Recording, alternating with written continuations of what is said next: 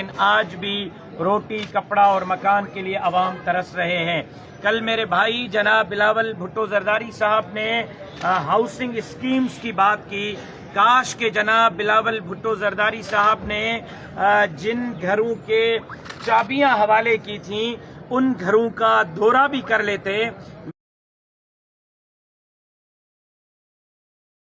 میں اپنے بھائی جناب بلاول بھٹو زرداری صاحب کو دعوت دیتا ہوں کہ وہ کوئی وقت عنایت فرمائیں، میں ان کے ساتھ خود جاتا ہوں، اور ان کی پارٹی کے نمائندگان نے جن 2000 یا 1800 گھروں کی چابیاں ان کے ہاتھوں میں لوگوں کو دلوائی تھیں، بلاول صاحب 1800 تو دور کی بات، 2000 تو دور کی بات، کوئی 100 گھر بھی مجھے دکھا دیں جو غریبوں کے ہینڈ اوور ہوئے ہیں۔ یہاں پر غریب کے ساتھ مذاق کی جاتی ہے۔ کل میرے بھائی جناب بلاول بھٹو زرداری صاحب نے ہاسپٹلز کی بات کی، SIUT کی بات کی۔ کل جناب بلاول صاحب نے چائلڈ ہیلتھ کیئر کی بات کی۔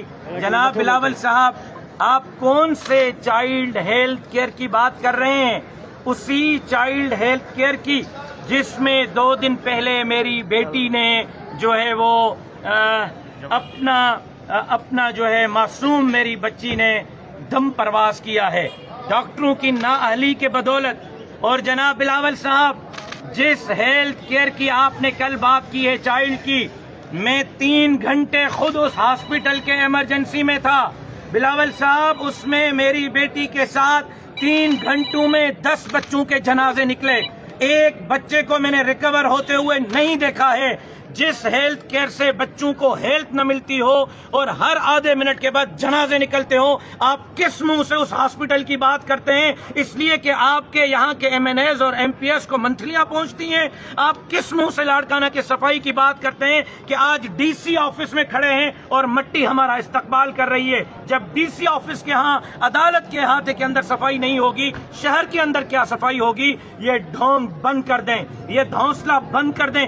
آپ کہتے ہیں ہم عوام کی بات کرتے ہیں، بلدیاتی انتخابات بھی آپ نے حلقہ بندیاں توڑوا کر جیتی ہیں، آپ نے ROs اور DROs کے تھرو جیتی ہیں۔ اب بھی آپ کہتے ہیں کہ لاڑکانہ ہمارا ہے، اور معظم علی خان عباسی کا 5000 ووٹ اس کے گھر شخصیت سے اٹھا کر شہر سے نکال کر آپ دیہات کے PS میں بھیجتے ہیں، اور پھر کہتے ہیں کہ ہم جیتتے ہیں۔ اگر عوام آپ کے ساتھ ہے، اگر آپ نے عوام کی خدمت کی ہے، اگر عوام آپ پر اعتماد کر رہی ہے، اگر عوام بھٹو صاحب پر اعتماد کر رہی ہے، اگر عوام محترمہ بے نظیر بھٹو صاحبہ پر اعتماد کر رہی ہے، تو حلقے کیوں تبدیل کرا رہے ہو؟ یونین کونسلز کیوں تبدیل کرا رہے ہو؟ اور پھر الیکشن کمیشن آف پاکستان کے کردار پر ہنسوں یا روں کہ صوبہ سندھ سے MQM، Grand Democratic Alliance, Pakistan Muslim League نون، جمعیت علماء اسلام، آزاد امیدواروں نے حلقوں پر اعتراضات کروائے، اور الیکشن کمیشن آف پاکستان نے پورے